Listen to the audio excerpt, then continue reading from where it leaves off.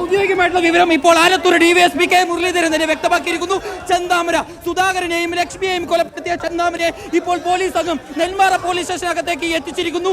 നിർണായകമായിട്ടുള്ള നീക്കങ്ങൾ പോലീസിന്റെ ഭാഗത്തു നിന്നുണ്ടാവുകയായിരുന്നു. അതിനുശേഷമാണ് ചെന്താമരയെ ഇപ്പോൾ പോലീസ് പിടികൂടി ഇപ്പോൾ നെന്മാറ പോലീസ് സ്റ്റേഷന്റെ അകത്തേക്ക് എത്തിച്ചിരിക്കുന്നത്. വലിയ രീതിയിൽ ജനരോഷം ഈ മേഖലയിലുണ്ട്. കാരണം ചെന്താമര കൊലപ്പെടുത്തിയിരിക്കുന്നത് 2 ജീവനുകൾ, അത് നെന്മാറക്കാരുടെ പോത്തുണ്ടിക്കാരുടെ പ്രിയപ്പെട്ടവരായിട്ടുള്ള നെന്മാറ ഇരട്ടക്കൊലക്കേസിലെ പ്രതി ചെന്താമരയെ നെന്മാറ പോലീസ് സ്റ്റേഷനിൽ എത്തിച്ചിരിക്കുകയാണ്. അതിന്റെ ദൃശ്യങ്ങളാണ് പ്രേക്ഷകർ ഇപ്പോൾ കണ്ടുകൊണ്ടിരിക്കുന്നത്. മുബഷീർ പി അക്ബറുണ്ട് വിവരങ്ങളുമായി നെന്മാറ പോലീസ് സ്റ്റേഷനിൽ നിന്ന്.